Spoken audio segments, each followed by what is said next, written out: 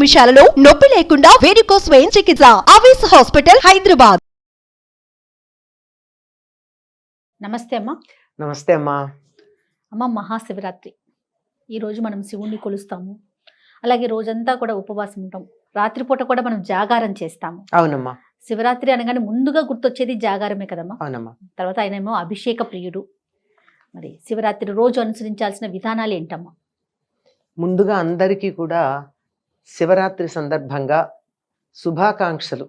శివరాత్రి పండగ అండి, శుభాకాంక్షలు అని చెప్తున్నారు అంటే అందరికీ శుభం కలగాలి అని కోరికే కదా శుభాకాంక్షలు. అంతే కదమ్మా. శివుడంటేనే శుభప్రదుడు అని అర్థం, శుభాన్ని కలిగించేవాడని.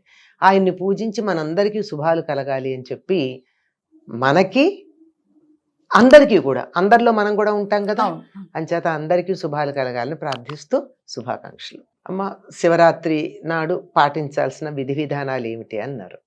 ఏదైనా సరే మనం ఒక పర్వదినం, దానివల్ల మనం అనేక రకాలైనటువంటి ఔన్నత్యాలు పొందాలి అని అనుకున్నప్పుడు కొన్ని నియమాలు పాటిస్తాం తప్పనిసరిగా.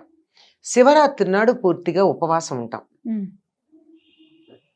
ఈ ఉపవాసం అనగానే అన్నం తినకుండా ఉండడం అనేటటువంటి ఒక అభిప్రాయం ఉంది. అన్నం తినకుండా ఉండడం ఒక భాగం మాత్రమే. అసలు ఉపవాసము అంటే అంటే సమీపంలో, వాసం అంటే ఉండడం. ఉపవాసం అంటే ఏ భగవంతుని మనం ధ్యానం చేస్తున్నామో, ఏ భగవంతుని ఉద్దేశించి పూజ చేసి మనం ఏదో గొప్ప మేలు పొందాలనుకుంటున్నామో అటువంటి భగవత్ చైతన్యానికి సమీపంగా ఉండడాన్ని ఉపవాసము అన్నారు. ఈ ఉపవాసం ఎప్పటి నుంచి చెయ్యాలి అంటే ముందు రోజు ఒక్కసారే భోజనం చేయాలి. ఎప్పుడు ఉపవాస దీక్ష అయినా లెక్క అది. ముందు రోజు అంటే ఇవాళ శివరాత్రి అంటే ముందు రోజు ఒక పూటే భోజనం. ఈ రోజు పూర్తిగా భోజనం చేయకుండా ఉండడం, ఆ మర్నాడు ఉదయం భోజనం చేయడం, అది కూడా పూజ అయ్యాక. ఇంతవరకు పాటించటంతో తప్పనిసరిగా ఉండాలి. అయితే ఈ ఉపవాసం అంటే భగవంతుడికి సమీపంలో ఉండడం అన్నా, అందులో మరి భోజనం చేయకుండా ఉండడం భాగం మాత్రమే అని చెప్పాం. ఎందుకు అంటే మనం కడుపు నిండా అన్నం తిన్నాం అనుకోండి, దేవుడి పూజకో ధ్యానానికో జపానికో కూర్చుంటే ఏం జరుగుతుంది? నిద్ర వస్తుంది. అందువల్ల మనం కూర్చుంటాం. కొంతమంది అలా ధ్యానాలకు చూడండి కూర్చుంటారు, హాయిగా కూర్చుంటారు, అంతే, కాసేపటి గురక వినపడుతూ ఉంటుంది. ఆ పరిస్థితి రాకుండా ఉండాలి అంటే శరీరం కళ్ళు మూసుకున్న చైతన్యవంతంగా ఉండాలి. మనసు ధ్యానం మనసుతో కదా చేస్తాం. మనసు చైతన్యంగా ఉండాలంటే బరువుగా ఆహారం తీసుకుంటే చైతన్యం ఉండదు, బద్ధకం వస్తుంది. ఎందుకంటే జీవప్రజ్ఞ అంతా కూడా పొట్ట దగ్గరికి వెళ్ళిపోతుంది. మెటాబాలిక్ యాక్టివిటీ పొట్ట దగ్గర ఉంటుంది కదా, అక్కడికి వెళ్ళిపోయి రక్త ప్రసరణ అక్కడ ఎక్కువయ్యి ఇక్కడికి కాస్త తగ్గుతుంది. అందుకే బాగా తినంగానే నిద్ర వస్తుంది చూడండి, కారణం అదే, అంతకన్నా మరో కారణం కాదు. కనుక ఆ రకంగా నిద్ర వచ్చి మనం జోగకుండా ఉండాలి అంటే ఆహారం తీసుకోకుండా ఉండాలి అన్నారు. ఆహారం తీసుకోకపోతే నీరసం వస్తుంది కదండి. కటిక ఉపవాసం ఉండమని ఎవరు చెప్పలా. మన సంప్రదాయంలో కటిక ఉపవాసం లేదు. హాయిగా ఉండలేనటువంటి వాళ్ళు పాలు తీసుకోవచ్చు, పళ్ళు తీసుకోవచ్చు. అల్పాహారం అంటే మళ్ళీ మీరు టిఫిన్లు తింటారు, అది కాదు.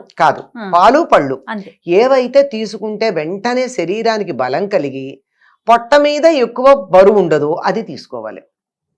పళ్ళు తింటే నిద్ర రాదు. అవునవును కదా. అవునమ్మా. కనుక పళ్ళు తీసుకోవచ్చు.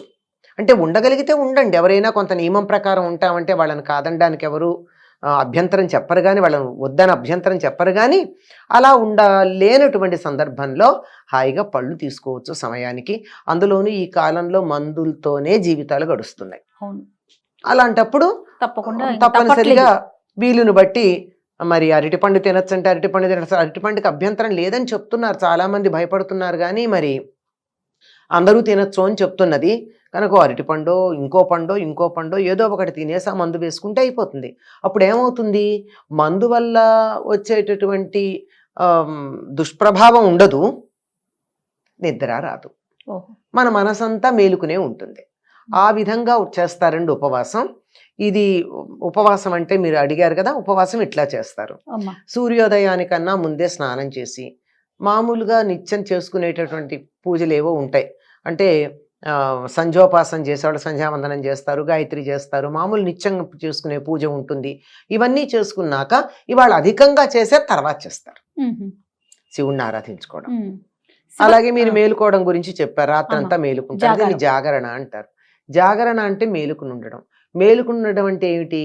మనకు ఒక టికెట్ మీద 2 సినిమాలని ఒకప్పుడు సినిమా హాళ్ళల్లో వేసేవారు, లేదంటే ఇప్పుడు రాత్రంతా సినిమాలు వేస్తూనే ఉంటారు. అవును అవును. ఇది మేలుకోవడం అవుతుందా?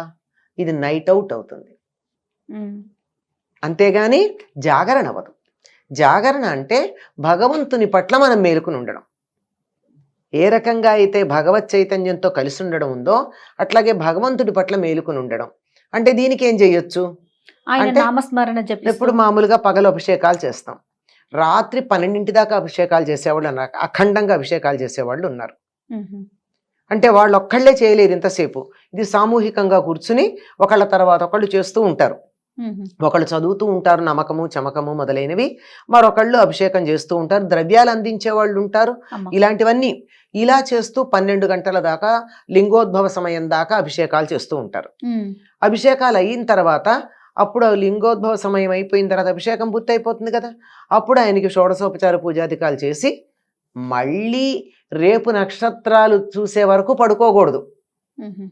ఇవాళ శివరాత్రి మేలుకున్నాం కదా అని మర్నాడు పొద్దున భోంచేసి పడుకుంటే అది జాగరణ చేసిన ఫలితం ఉండదు. అవును, అవును. మరుసటి రోజు కూడా మరుసటి రోజు నక్షత్ర దర్శనం దాకా ఆగాలి.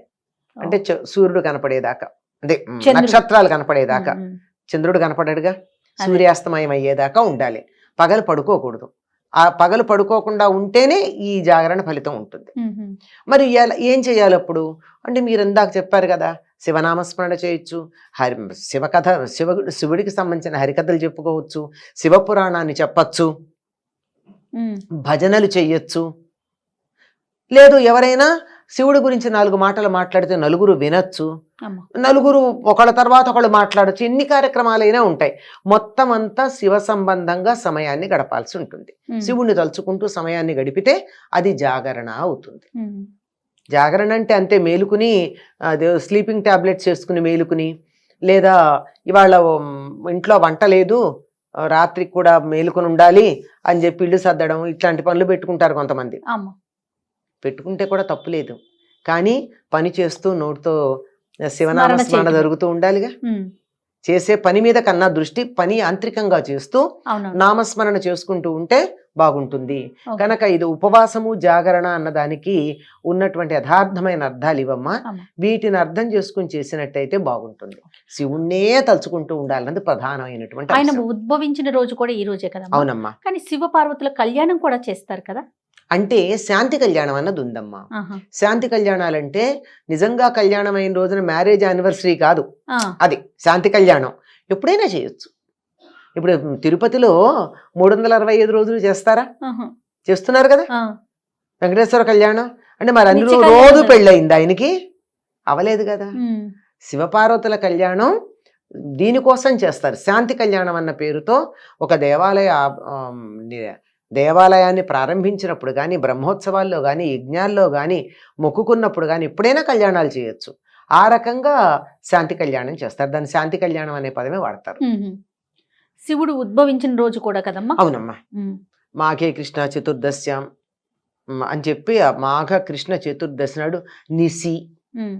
అర్ధరాత్రి సమయంలో ఆయన ఉద్భవించాడు అని చెప్పి శివలింగ తమోద్భూత అని ఆయన గురించి మనకి అన్ని పురాణాలు సంహితలు చెప్తున్నాయి. మ్మ్. మాఘమాసం కృష్ణ చతుర్దశి అర్ధరాత్రి, సరిగ్గా అర్ధరాత్రి అంటే మనం 12 గంటలను లెక్క పెడతాం కానీ మనకి పద్ధతి పూర్వులు చెప్పిన పద్ధతి ప్రకారం సూర్యాస్తమయం నుంచి సూర్యోదయం దాకా ఉండే రాత్రి నిడివి ఎంత ఉందో దాంట్లో సరిగ్గా మధ్యకాలం 14 నిమిషాలు, మ్మ్. 12 నిమిషాలు, ఆ 12 నిమిషాలు లేక 14 నిమిషాలు ఆ సమయాన్ని శివుడు ఉద్భవించిన సమయంగా పరిగణించి మనం ఆయన అర్చించుకుంటాం. ఎవరికైనా ఇష్టమే కదమ్మా తన పుట్టినరోజును తను తలుచుకుంటే. అంతే కదమ్మా. మనమే సంతోషపడతాం అవును. పుట్టినరోజు నాడు. రైట్ అమ్మా. మరొక్కసారి మహాశివరాత్రి శుభాకాంక్షలమ్మా. శివరాత్రి శుభాకాంక్షలమ్మ. అందరికీ శివుడు అన్ని రకాలైనటువంటి ఐశ్వర్యాలు ప్రసాదించి చివరికి ముక్తిని కూడా ఇచ్చుగాక. స్వస్తి.